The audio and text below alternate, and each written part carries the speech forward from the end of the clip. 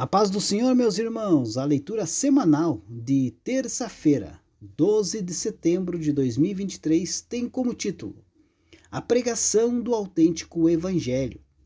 O texto bíblico encontra-se na primeira carta de Paulo aos Coríntios, capítulo 2, versículo 4, que diz assim: A minha palavra e a minha pregação não consistiram em palavras persuasivas de sabedoria humana, mas em demonstração do Espírito e de poder.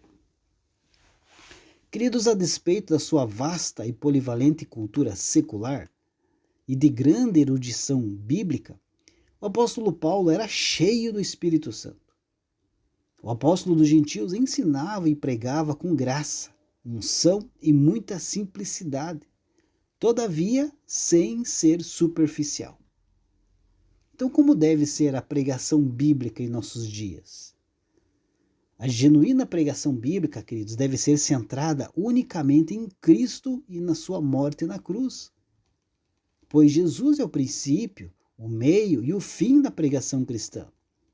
Não há como pregar o Evangelho autenticamente sem falar de Cristo e da sua morte na cruz. Mas afinal, qual é o sentido da cruz de Cristo? Da palavra cruz? Ou da mensagem da cruz? Estaria aí o apóstolo Paulo falando do madeiro em si mesmo? Cruz aqui, queridos, é uma metonímia, ou seja, é um símbolo da obra redentora de Cristo, mediante a sua morte substitutiva lá no Calvário. Então não se trata de uma cruz qualquer, mas da cruz de Cristo.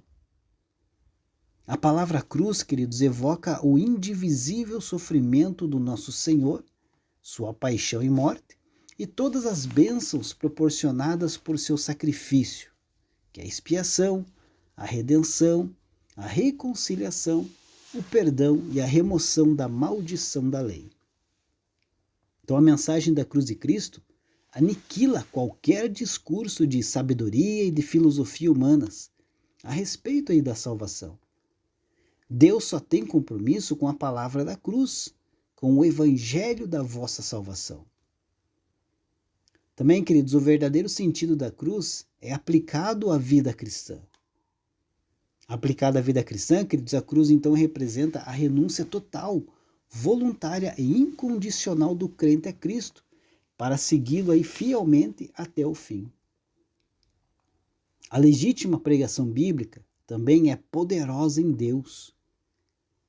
Nós aprendemos que nesse versículo 4 que lemos, que a comunicação da mensagem salvífica da cruz de Cristo, falada, escrita, contada, tocada, gravada e assim vai, está na dependência do Espírito Santo e é poderosa e eficaz para realizar a obra de Deus. Então, apesar da mensagem carecer de um mensageiro, o Senhor é quem tudo realiza.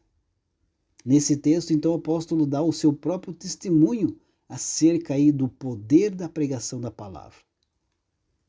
Paulo esteve ali entre os coríntios em fraqueza, em temor e tremor. E é claro que fraqueza aqui conota a total dependência de Deus. Esse estado, queridos, conduz ao temor no sentido positivo, que é interior, e que pode conduzir ao tremor, que é exterior. Muitos não tremem diante do senhorio de Cristo, porque não o temem. E essa falta de temor de Deus vem do engano e da autossuficiência humana. Contudo, a experiência do apóstolo Paulo no serviço do Senhor teve um abençoado desfecho. O Espírito Santo confirmou a exposição das Escrituras com sinais, com maravilhas e conversões. E esses milagres sempre ocorrem quando Jesus Cristo crucificado é o tema central e prevalecente da mensagem. Então, a autêntica pregação bíblica, queridos, tem que gerar fé. Lá em Romanos 10 e 17, afirma que a fé é pelo ouvir, e o ouvir pela palavra de Deus.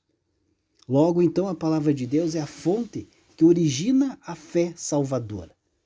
Porém, para que a fé seja gerada no ouvinte da palavra, é necessário que a exposição do texto sagrado seja centrada unicamente na bendita pessoa de Jesus, o Salvador, o autor e o consumador da fé. Não pode haver genuína conversão sem a fé em Cristo e por Cristo. Lembremos então que a fé evangélica, que vem pelo ouvir a palavra de Deus, é diferente da mera e inútil persuasão intelectual. Deus abençoe a sua vida. Uma ótima terça-feira a todos.